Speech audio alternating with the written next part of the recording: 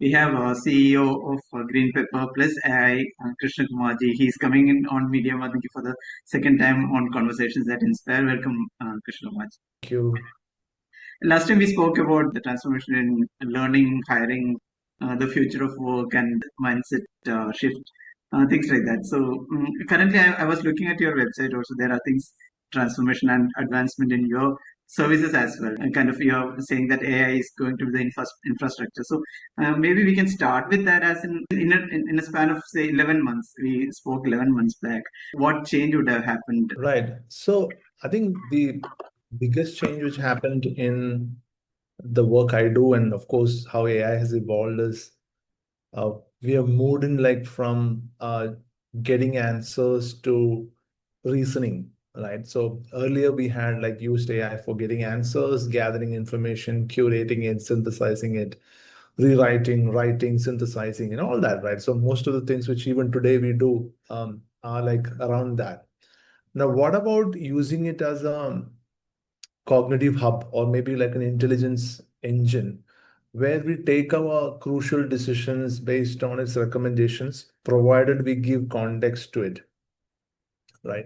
So most of the leaders now have a lot of context within them because AI has kind of evolved in a way that we can work with more data now compared to like what was like a couple of years ago where we can only probably upload 25-page document and work with it. Now we can work with say like 600 to 1,000 pages depending on which model you're using.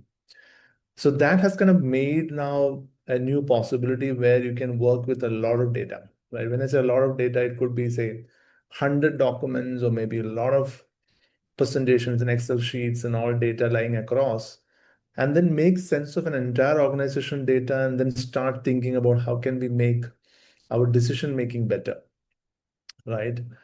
Even a very involved leader would not be able to find out so much of data like what AI can do, right? So even if you're inside the system, always observing, trying to figure out what's happening, it might still be difficult for someone to make sense of the kind of information which is coming from different sides, right? But whereas AI can read that, synthesize, give you options, generate scenarios, act like a recommendation engine, like even for that matter, create probabilities of how this decision would help you, all of that. So this is what you call as advanced reasoning capabilities at the moment. So now AI models are getting better at multi-step reasoning, which is what we're seeing right now with say tools like Claude and ChatGPT, Gemini, all getting better at it. So we are moving from an answering kind of a thing to reasoning. It's a huge difference, right? Like it's reasoning is what leaders used to do for better decision making, and now AI can help you to get started. Last time when we was talking, we were speaking about some of the tools, like what tool should I learn to catch up with the, and now it's like how can I multiply myself, kind of. So what shift should I understand as a, as an aspiring AI learner? So now there is a concept called super individual, right? Where one individual can do many things. One is a domain specific thing. For example, if you're a marketer, you can focus on marketing, but you can also focus on, say, entrepreneurship. You can get into coding, you can get into design, right? Which was not something possible earlier. Why? Because you took a lot of time to learn the domain itself, and practice in the domain comes with experience, right? And you have to basically solve more number of problems to become a domain expert. For example, if you are a finance person, if you've solved 1,000 problems in the last 10 years, which means you have the problem solving muscle in finance, right? With AI coming in, you are getting like the border is getting like diluted, right? So for example, a finance guy can actually learn analytics a lot. Analytics guy can learn marketing or do marketing. I would say not learn, do marketing. A salesperson can actually think of creating great marketing copy, which was not possible earlier, right? So you are entering into new domains because AI is helping you to move from below average to average at least. Okay? So I would always call the delta of like people who are not competent in something but can now become average at least, right? So average people can become below and above average basically, right? So but then above average to good and good to great is a very hard journey, even with AI, right? So I think you'll find a whole, if people who are using AI would move from below average to average very fast, average to above average, probably if they take a little bit of effort, and then the journey is harder, right? So, but I think this is also an efficiency bit, right? Like, and most of the economies are trying to be efficient. People are trying to be efficient. AI, helping to use the leverage. So basically, AI is doing the heavy lifting here, right? To do harder tasks without much of effort. So you are a part of, or you are giving guidance to corporates for their transformation. So that experimenting phase is over, and in the process, we are seeing like a lot of layoffs. We are not scaring anyone, but that is a fact as well. What are we gaining and what are we losing in this process of transformation? You see, yeah, I think in the last 2 years, we have kind of moved from experimentation to like a lot of pilots and pilots to real world use cases, right? Now, leaders ask for like, how is AI really helping you to create economic value, improve productivity? I mean, even for that matter, doing new things in the company itself, right? So a lot of conversations were around reducing the time taken for doing things, or reducing the cost of doing things, or even for that matter, if this task has to kind of be given to someone else, what would be the cost of engagement of that person, right? Like outsourcing costs, right? Or like now the new thing is like what we could not do earlier, what AI is enabling right now, So a lot of organizations who didn't have the resource of people, right, now can start thinking of what we could not do earlier, can we do it with AI, which is like an absolutely new canvas we're creating, right? So being AI native is not just about using AI for automation or like, lesser time for tasks or lesser cost for that or lesser efforts for that matter. It's also about how we look at it to create an absolutely new possibility which never existed, right? For someone like, so obviously this is helping you to create new things like content or distribution, or for that matter creating new assets, all of that, right? Much easier. So nowadays people kind of create new websites and start campaigns, create collateral, all without external help, right? I mean, you don't need anyone else to kind of do that. You're becoming like a super individual with the help of AI, where one person who is very curious, who is exploratory, who is ready to experiment with AI tools can actually become maybe two or three people, like a small team, like a super agency. I would call it like a nano agency, one person company or whatever, right? Like which who can do things like be offering services or even launching a product or doing all of that. Of course, it would take its own bandwidth, but then AI is helping to leverage a lot. Right? So I've seen a lot of leaders and entrepreneurs moving into that side of things where they manage themselves, manage AI, build things, distribute, monetize, offer services, do things faster, even learning things faster, right? So it's not just about doing and building. A lot of people are pivoting and getting into new areas of life, which took so much time earlier. Right now, it can be compressed to a fewer weeks, probably. We'll come to that possibility. Now you started as a, I don't know, it's my assumption, as a hiring or talent company probably. That's I don't know that's the right word to use. But now the hiring and the hiring talents, even the term talent is like even AI is also called a talent. What exactly will the shift be? Like, if at all you are supporting that as well, if you have a being of talent support, what support would you be giving to, and what would you expect the talents, say like so far it was like a person having a BTech degree or MTech, or any degree for that matter, where they learned certain skills, but now it's like you have to adapt to, you have to learn a little more, learn something else to get to that. So what is that delta, and how would you define that, and what should someone qualify to be in that talent pool? I think ambitious people have already figured out like AI is the way to go about. So if you go to a college, if you ask people like what are they learning, they already are like trying to, use AI to learn, to build, and all of that is quite natural for them. But some of them are still skeptical. They have not taken that step, maybe obviously for reasons like they really don't know how this is going to, influence the employability or skills and all of that. I think it's a matter of time where they quickly realize this and then move fast, right? Secondly, I mean, in terms of learning this, like if you want to build like a product with AI, right? It's not as easy as we think. It requires still a learning curve to go and work with Cloud Code or OpenAI Codex or Gemini anti-gravity, right? To go and work with it, generate code, understand the architecture, verify and debug it, and most importantly, have a robust product in place. Like it would take a lot of iterations to make it happen. So as we see, we can say like, this can happen in 10 minutes, but it doesn't happen like that, right? Of course, you can do this prototyping or ideation, and I would say visual prototyping very fast, probably in 30 minutes. But to iterate that like into like a valuable thing, it might take maybe days or weeks, right? So that's what I've seen. So we cannot underestimate the time taken for doing great things, but the time taken for doing average things have kind of come down to 10 minutes. This is something which we discussed last time also. Like you are giving guidance to premium institutions. So especially when I look at, I means this may be a perspective issue as well. Say like design institutes, for example.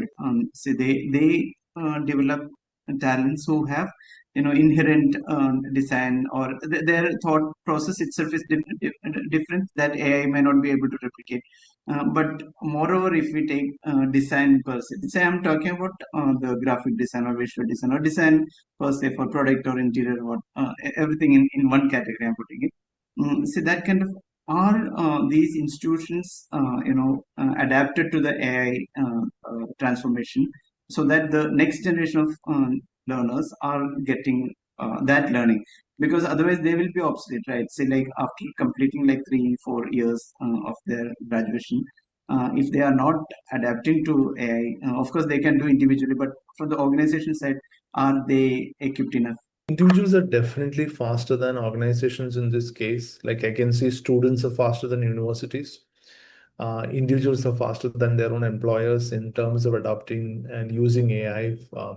The reason why now employers or universities are now chasing the trend, I would say, because people they have started feeling that there is a lot of change going around, right?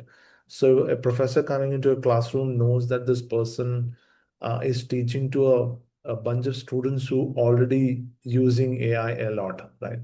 Or a CEO coming and asking about or talking about certain things, people are immediately kind of checking with ChatGPT whether it is right or not, right? So there is always a problem of authority in this game. So professors had authority, CEOs had authority, but now with information, insights, analysis, and all those things instantly available, keeping that authority and relevance of leadership is becoming very difficult, right? The reason why now institutions are now going and teaching people I mean, how to use that, how to make it useful for the company, right? Most of the use cases will be personal because people start using AI for personal things, improving personal productivity. And now organizations want to give them like how to improve business productivity, how to improve team productivity by teaching them structure in a structured way, how to go about using AI, right? Be it tools, be it prompt engineering, be it connectors, be it building agents, workflows, all of that, right? So there is a lot of massive upskilling happening in across organizations that they're pretty mindful about the fact that we have to give structured guidance to these people, right?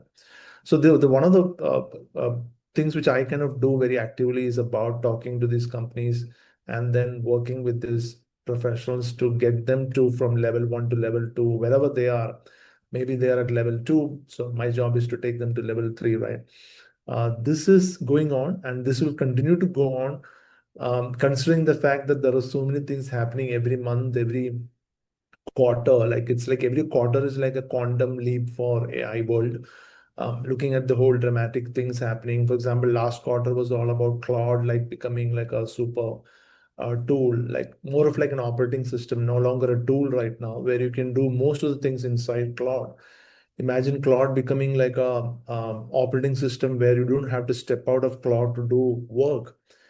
You can sit inside cloud and do the entire work, like connect with other apps and workflows and agents and skills and all that.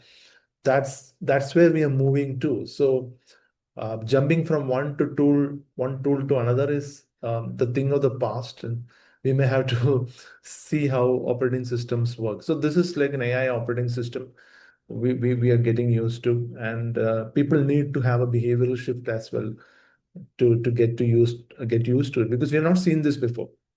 Everything is like behavioral, right? How do you build habits? What kind of work you do with AI? If something is new for some people, I think for some people means 90% of the people take time to adjust to the new thing, right?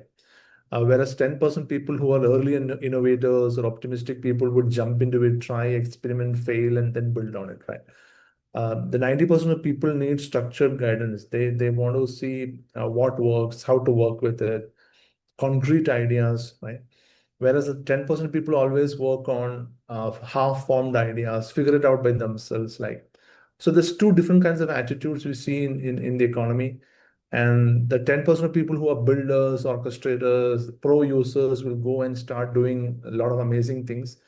The rest of the people will take their own time to slowly build their confidence, conviction, clarity, and then try to work with these things, right? So this is very natural. I mean, it's not something which is, I'm not saying it is bad, but this is how economies function, like, early innovators and the rest of the people catching up with things.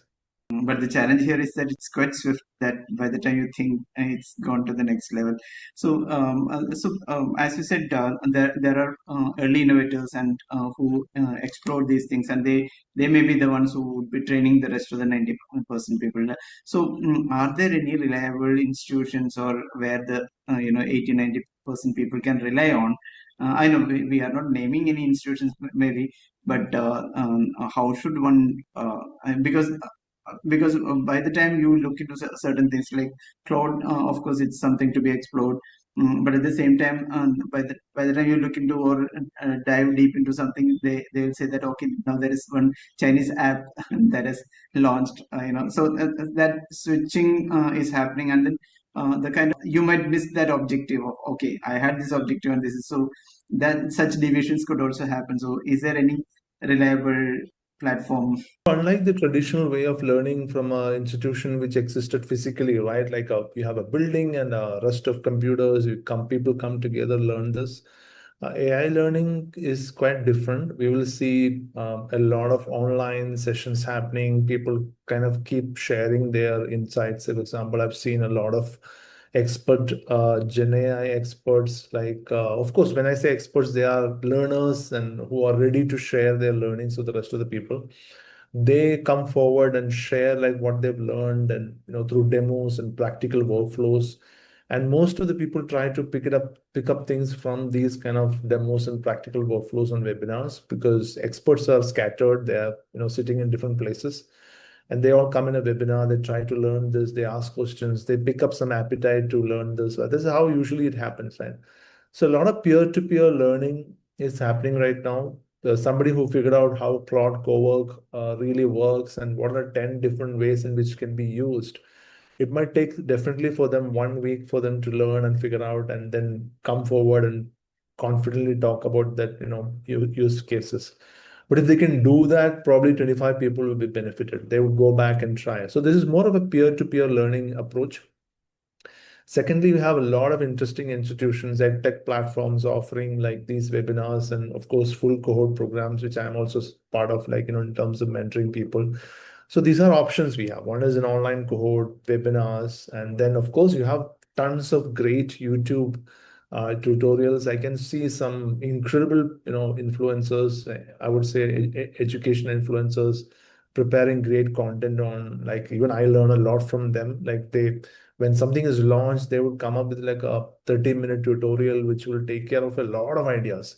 And if I try to learn it by myself, it probably take 2 months, but these people are telling me in 30 minutes. Right? So I really value people who kind of come forward and put that, content for learning to maybe millions of people. It's pretty great. Like that's a resource thing which we can have, right? But most of us are not right now very used to self-driven online YouTube-based learning. They all want some push, some influence, some fear, I would say. Like, I mean, people don't learn unless they are really afraid of something, right? Or they need to feel pushed by somebody else to go and learn this. So learning is a very hard thing for the brain, because brain works in a path to least resistance, and then learning comes directly opposite to that. Like, you have to take effort and spend a lot of time to keep your mind open to learn that. So the reason why I talk about like the 10% of people who actively take interest to learn these things, and rest of the people want very, very clear, guidance on that. One thing which I have been thinking about, in this has been there, in the especially in the IT era, as in after a certain point, say like 40, 45, there is a kind of a stagnation, because the corporate cannot offer, the ladder is like, you cannot move straight away to the CEO position, because there is only one position, and at the same time there is a kind of pay scale that, yeah, it's almost a saturated thing. Beyond that, the percentage may not be that exciting, so the opportunities are less. So apart from that, also there is this middle-age career crisis, especially in terms of AI advancement. So is there any tips that you can provide? So in the last 20 years, we've seen this transition from different kinds of technologies. Like, we have started seeing internet in the last 20 years, early like 2000s, and then we have moved to working more and more with social media, and then we have started working more with cloud computing, mobile computing, and all that. So now we have pretty much matured cloud mobile computing ecosystem in the world. The reason why we are able to avail a lot of convenience services with the phone, right? Like, be it WhatsApp, Swiggy, or Uber, or all those on-demand services, communication services which we have right now. This took a lot of time for us to get used to it. Like, so it gave us a lot of sweet time, basically, to get used to it, learn and understand features, right? But AI coming is more of like a tsunami, which means like it's like huge, huge. I think it becomes sometimes very incomprehensible for 90% of the people. So I would suggest like very simple steps like to move forward is to start with, say, like conversational approach to AI, to talk to it. Like, one way of doing is to tell your exact context and make it understand where you're coming from, right? So most of the people are very hesitant to share what exactly is the context, thinking that AI is going to consume you all over, right? But that's not how it works. If you don't share your context, if you don't share what you really want to get out of it, if you don't share what is expertise AI need to put into to solve this particular problem, right? Or even for that matter, sharing what are your real constraints, what are your challenges, right? AI would probably come back and give you very generic kind of advice to you. But whereas you give you your context, constraints, background, the format in which you want the output, like what is a goal we have in terms of wanting to solve, right? All of these things, just like how you share it with a high value consultant, right? So if you talk to a important expert like a doctor or a lawyer or a chartered accountant or an architect for that matter, you share your vision with this person, right? You share your context, you share your problem, I mean, you give everything to it, right? But with AI, we don't do that. Why? Because we have not even found out what exactly AI can do. So this is where I kind of start with people to start sharing the context. Not to worry about like data is going to be taken by LLMs. By anyway, the data is available for LLMs for pre-training, but you can always set your data control for making sure that your data is not used for any kind of model training. So all you have to go to is to go to settings in ChatGPT and get that data control like access disabled, which is one simple steps you can take to make sure your data is not let for AI for model training, right? But other than that, I think if you're using an enterprise copilot or a cloud enterprise or a Gemini, enterprise tools, it already comes with an enterprise grade security. So you don't have to really go around worrying about like whether the data is secure or not. All you have to do is to get the best out of it, right? So to get the best out of it, my suggestion would be to first of all start explaining context, start trying to articulate what your real problem is. So this is more of articulation game, where if you can articulate what you are into with context, with data, with richness of like the environment you kind of give to AI and ask it to solve it, I mean, the output is super optimized. You will be surprised to see how AI is able to understand your real problem, right? That is number one. Number two, you will have to take some time every day, like say maybe let's say 1 hour a day, to have some controlled experiments done with AI and document those experiments. Why? Because most of the time the experiments are very random, casual. I would say people find the output to be interesting enough, but not useful enough. Right? It's interesting, but not useful. And so we have to move from this interesting, amusing output to useful, economically valuable output, right? So this is the transition we are talking about, right? We had enough of fun with AI. We are like doing a lot of things. If you make videos is great, but can you make money out of it, right? So the point of, how do you convert something amusing into valuable? When I say valuable, it could be professionally valuable, economically valuable. That's some that can't happen automatically. That has to happen only with real intention. And the real intention can happen only with controlled experiments you do on a daily basis, getting feedback and trying to work like an entrepreneur. It won't work if you are trying to just do it like for your exploratory sake, right? So that's my second thing, right?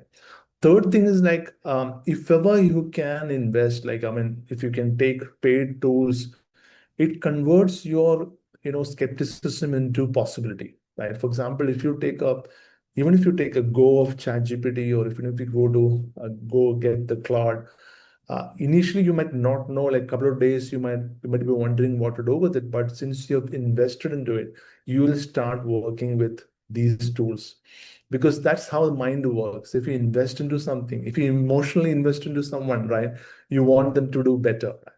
If you invest financially, you want that thing to work for you, right? So I think that investment, when I say investment, it's about 2,000 rupees or 600 rupees for that matter in a month, but it makes a lot of difference in terms of the way we look at it, in terms of the way we get the best out of it, right? So these are three things which I feel can be game changing for anyone trying to get into AI and get the best out of it.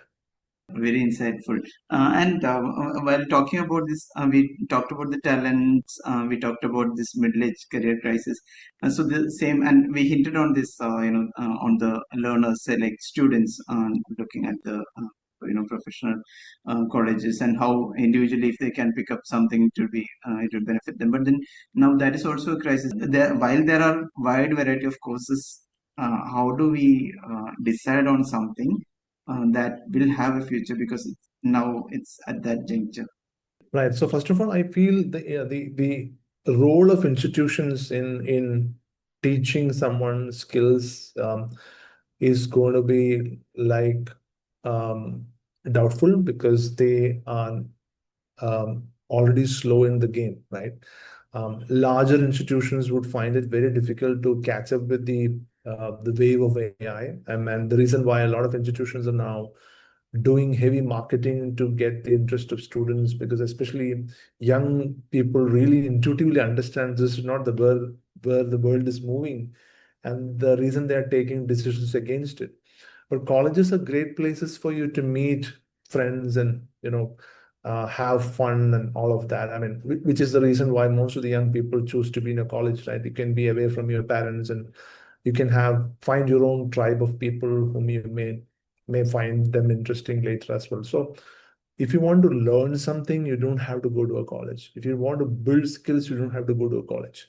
But of course, if you want to meet a lot of people, become part of a young tribe, then of course you have to go to a college. So I would say premier colleges, you should always try for the alum, right? Because you're going to be part of the alumni of the premier colleges. What I'm talking about is a 90% of the colleges. Okay, don't mistake me for that. So the top 10% colleges, if you notice the NID or IITs or IIMs, all that, even NITs and all of those, like the maybe like the top 100 institutions of the country, if ever you get a chance or like you get the opportunity to go and be spend 2 years, I think it's a worthwhile thing to do, not for the skills or things you learn there, but for the people you meet and the ambition you drive in yourself, because peers matter a lot there, right? Because you get to meet the most competitive people out there, which makes a lot of difference to your nervous system.